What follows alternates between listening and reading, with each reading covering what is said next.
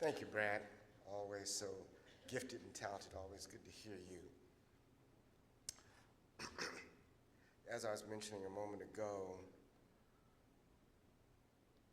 Carol Gross is probably not conscious at this point. Her family is praying for her, but she's now in hospice. And I visited with her right before I went to Houston, and we had a very cogent conversation, very lucid. And then the next day, they said she had a massive seizure. And so keep her in your prayers.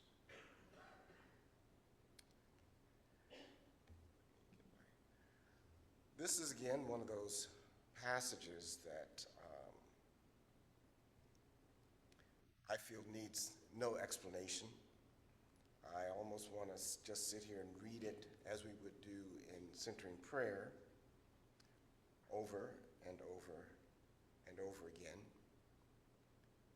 because it says what we need to hear so well. And so I won't belabor the point. I will try to make meaning for our contemporary moment from these ancient words. And for the benefit of our Facebook audience and others that will just join the sermon, I want to share with you just a few of the words that were read from the Gospel of Luke in the 9th chapter. Then he said to them all, "If any want to become my followers, let them deny themselves and take up their cross daily and follow me. For those who want to save their lives will lose it. And those who lose their life for my sake will save it. What does it profit them if they gain the whole world but lose or forfeit themselves?" Taking up the cross is so not about jewelry. A gold or silver, or let alone a diamond-studded cross. I'll say it like this: do not wear the cross if you will not bear the cross. Amen? Amen. Do not wear the cross if you will not bear the cross. Maybe I should have preached this before y'all joined. So my sermon topic this morning is nonprofit faith. Nonprofit faith. This passage, these words of Jesus are the quintessential statement against the values of the world. One of the ways the Jesus Seminar marks the authentic words of Jesus is by asking the question of the words of the saying of the sentence: does it comply with conventional wisdom, or does it resist, does it contradict conventional wisdom? There's no more statement in all of the gospel writing that tells us more how Jesus stood against the values of the world. Jesus' fundamental posture was against the status quo and conventional wisdom. This is the very definition of what it means to sell out. When we compromise, neglect, or especially when we deny what we know is right we know Jesus taught us in order to advance in the ranks of the world, we have sold out. When everything and everyone can be reduced to a financial calculation, we have sold them out. When I was in seminary, I think it was Martin Buber, introduced a word into my vocabulary I had never heard. It was called thingification. Thingification is when you take a human being and turn them into a commodity. When your only evaluation of them and when your only valuation of the humanity is how they can profit you, you have turned that person into a thing. And that was the process of thingification. That's what Jesus is talking about here. Unfortunately, we do have a pattern and practice of making economic decisions that do not benefit us for a value that we believe is more important. In other words, we are capable of making value-based decisions that do not inure to our financial benefit. We have that capacity. I'll never forget, 25, 30 years ago probably, I was canvassing in some of the poorest neighborhoods in Los Angeles, and we were circulating a petition to put universal health care in California on the ballot. And so I went to neighborhoods where they were very, very unlikely to have health insurance. And so I went to this person and I asked them, do you have health care? And they said, no. And so I said, would you sign this petition to provide health care for everybody? And the person looked at me and they responded, everybody? I said, yes, everybody. And he said, I don't think everybody ought to have health care. And walked away without health care. We are capable of making decisions that are contradictory to our personal financial interest for values that we hold even more dear. We are capable. Now we who carry the cross, not wear the cross, but we who bear the cross, we must make a different kind of nonprofit faith decision. We must be willing to bear our share to help someone who has no share. We are told right now that the pain and suffering that we are about to endure, and we've already had signs of it in our joys and concerns of people being laid off, this is just the beginning. All economic indicators point to a coming recession. But we're told that the pain and suffering that we are about to endure will ultimately yield a wealthier nation. But my nonprofit faith tells me that if that wealth is gained at the price of millions of bodies and souls, then we have gained nothing. This hatred that is the currency of our politics today is squandering our true wealth and hollowing out our faith.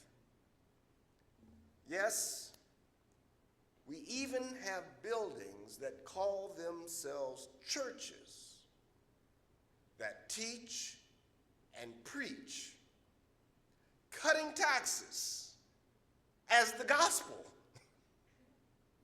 rather than the lesson of the widow's mite.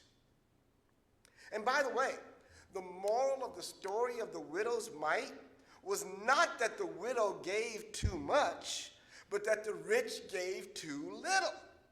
But every time that passage is preached, how many compliments do we heap on that poor widow? Oh, she gave everything she had. Isn't she wonderful? To encourage poor people to give what little they have. No, we missed Jesus' whole point. He said she gave everything. They gave out of their abundance. We've missed the point. And churches that do this, those so-called prosperity gospel, which is an oxymoron, it's a contradiction in terms. These so-called prosperity gospel churches have missed the point. And churches that do this are the most to be condemned, for they give cover to people and politicians who don't care at all for the widow or the orphan or the stranger or the sojourner, none of the people that Jesus calls us to care for. What do we say? Oh, I can hear them right now. We care. We just don't want the government to do it. What? I thought that we were a government of the people, by the people, and for the people. So when the government does it, we do it. In this country, we used to be a government of the people, for the people, and by the people. I must have got it wrong. I'm sorry. I think what the new motto is, we are a government of my people, for my people, and of my people. But I'm a follower of Jesus, and I will bear the cross of indignity. Yeah, I'll be that bleeding heart, wear it on my sleeve. I'll bear the humiliation, the ridicule, the scorn, because I will bear the cross for those being crucified. We'll read that scene as we come to Good Friday, where Simon of Cyrene carried the cross after Jesus could bear it no more. I mean, that was the Roman way. The Romans would not only torture the one to be crucified before crucifying them, but then would make them carry this big old heavy wooden cross up to the hill where they were going to be crucified. And the story goes that Jesus was carrying it, and then he fell and could carry it no further. And then there was a man named Simon from a city called Cyrene who picked it up and carried it for him. Now, I know we're past Black History Month, but history tells us that Simon of Cyrene was black. He was a Jew from Libya in North Africa. And this is 700 years before the Arab invasion, so it was still African. Before the Arab invasion. So what do you think? I guess Simon of Cyrene was another one of those DEI Christian things. So I guess we're going to have to edit that out of the Bible. No, we who carry the cross must do like, we must do like the prominent German Lutheran pastor Martin Niemöller during Nazi Germany. You know his words, but we have to continue to refresh his words in our present moment. I think if he were here with us today, he'd say it like this. First, they came for the trans women athletes, and I did not speak out because I was not a trans woman. Then they came for cis women in the military, and I did not speak out because I didn't know what cisgender meant. Then they came for the Venezuelan gang members, and I did not speak out because I was not a Venezuelan or a gang member. Then they came for the universities, and I did not speak out because my kids didn't go to university. Then they came for me, and there was no one left to speak out. Now, the backstory of Niemöller was that he was a Nazi supporter. He was all in favor of, quote, make Germany great again. That's what it was. That was the slogan. He was a Nazi supporter until he saw the true nature of Hitler's depravity. But then, as he admits, it was too late. I believe that there are millions of proto-Niemöllers who voted for mass deportation, who believe that one who saves his country does not violate any law. And we must pray that they wake up. Yes, I did just say get woke. We must pray that they wake up before it's too late. We who bear the cross must be the ones who remind the world of that fundamental principle of justice, that we would rather see 250 Venezuelan gang members remain in American jails than for 10 innocent people to be deported to an El Salvadoran jail. So that's the part they leave out. It's not like if the gang members were here, they wouldn't be in jail. We have to remind ourselves of who we are.